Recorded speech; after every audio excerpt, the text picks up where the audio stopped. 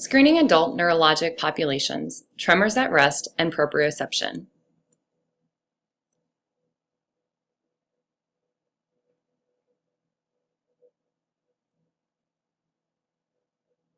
Neurological screenings are valuable tools to gather information and record the specific abilities or disabilities of a client. This video provides information to aid in screening clients for tremors at rest and proprioception difficulties. Objectives include knowing the signs of resting tremors, identifying types of clients that may require screening for resting tremors, and performing a screening.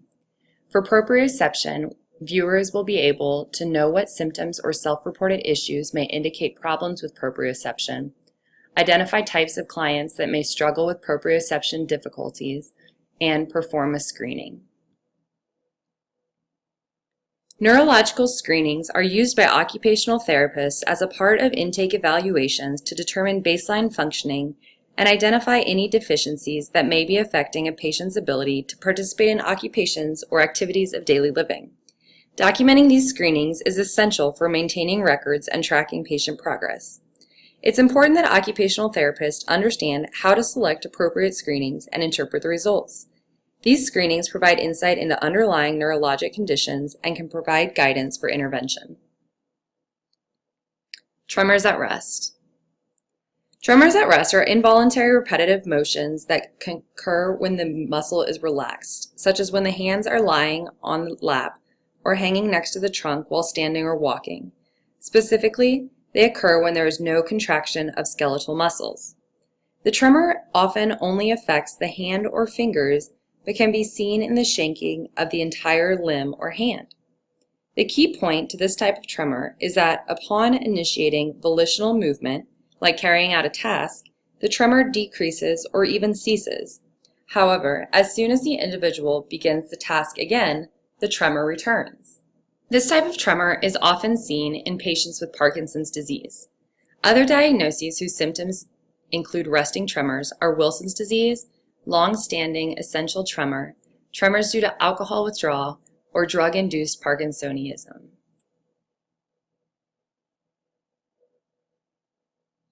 Pathophysiologically, resting tremors are linked to altered activity in two specific areas of the brain, the basal ganglia and the cerebellothalamocortical circuit. The basal ganglia triggers tremor episodes, and the cerebellothalamocortical circuit produces the tremor. A lot remains unknown about tremors, but there is some evidence that multiple neurotransmitters may play a role in generation of their movement. Two of these neurotransmitters are dopamine and serotonin. Now that we have a greater understanding of their cause, let's take a look at how we test for resting tremors. The first step for testing tremors at rest is to have your client sit to where their skeletal muscles aren't contracting. So if you can put both of your hands on the table, and then we just observe her hands and her head for certain movements, like it's called a pill rolling movement that includes your first two fingers and your thumb. It just kind of rotates like that, and then if she has like a pronation, supination tremor, a basic hand tremor, or a head tremor. And for the sake of argument, let's say that she has a hand tremor. So the next step is to see if that tremor persists during an activity, or if it decreases or stops, which would indicate that it actually was a tremor at rest if it decreased or stopped. So could you put the water, or pour the water into the glass for me, please?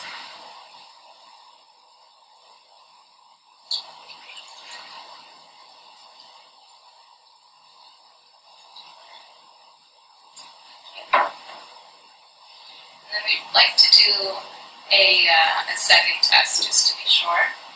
If you could fold the paper and put it into the envelope.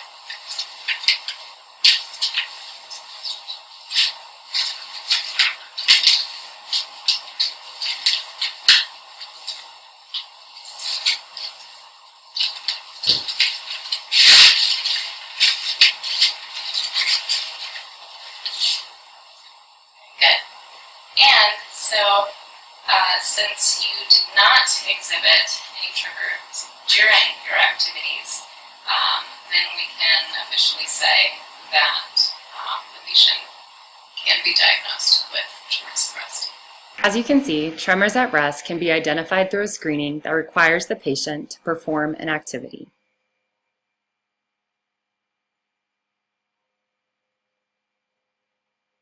Proprioception. Proprioception is the ability to identify trunk and limb position in space when vision is occluded. Proprioception helps to maintain balance during static and transitional movement, motor control, and all aspects of activities of daily living. Symptoms of proprioception can include difficulty maintaining balance, inability to identify one's limbs in space, bumping into objects, or using too great or too little strength of grasp. Populations who may need to be screened for proprioception include patients with injury to the central nervous system, stroke patients, patients with sensory integration disorder, or patients who have suffered a traumatic brain injury. Proprioception has its origins in the CNS. That means that patients with peripheral nervous system damage usually will not have proprioception issues. Proprioceptors are located in the skeletal striated muscles and send messages through the spinal cord for vestibular integration.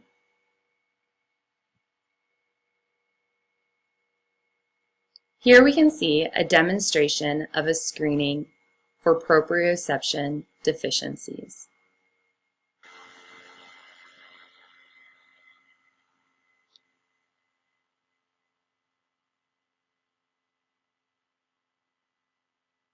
Alright, we're going to be testing Katie for proprioception problems. She is a stroke victim who was complaining that she's having trouble around her house, bumping into walls and furniture, and also with the strength of grip as she's picking up and putting things down, holding them too tightly or too loosely.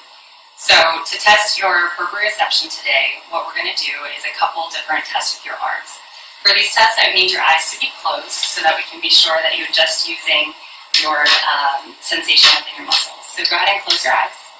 Okay? And I'm going to take your right arm here, and I'd like you to tell me if it is now bent or straight. Bent. Okay? And tell me, am I moving your arm up, as in towards your nose, or down, as in towards your toes? Towards my nose. Up. Okay? Great. And then what I'd like to do now is move you into position, and I'm going to ask you to copy this position with your left arm, okay? Okay. All right, can you make that position with your other arm? Okay, great. And then let's try it again with your left arm. Can you tell me, is your arm bent or straight now? It's pretty straight. Okay, yep, it's a good one. It's a little tricky there. And then we're going to do the same thing where I'm going to move your arm and ask you to mimic the position with your right arm. Can you go ahead? Okay, great. And so you were able to complete all of those tests with pretty strong accuracy. If there's a difference of about 15 degrees, then we're going to be a little concerned that you're having problems recognizing your body in space, which can contribute to bumping into walls, being unaware of where your different body parts are. So that is a great test of your proprioceptors. Next one.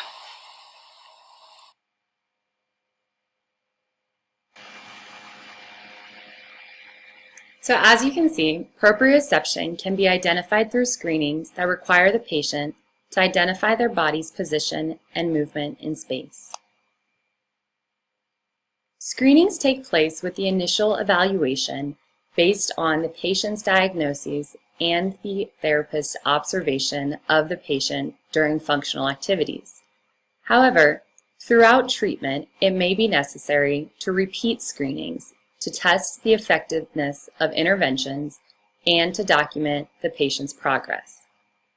These screenings can provide valuable information about how the intervention is affecting the specific conditions of the patient and what areas still require work. For this reason, it's important that the therapist is aware and comfortable performing screenings not just at the beginning of a patient's treatment, but throughout their time with the patient.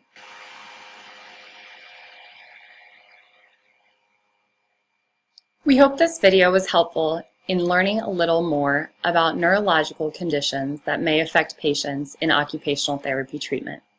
Tremors at rest and proprioception are two of these issues that can be identified through simple screenings performed by the occupational therapist.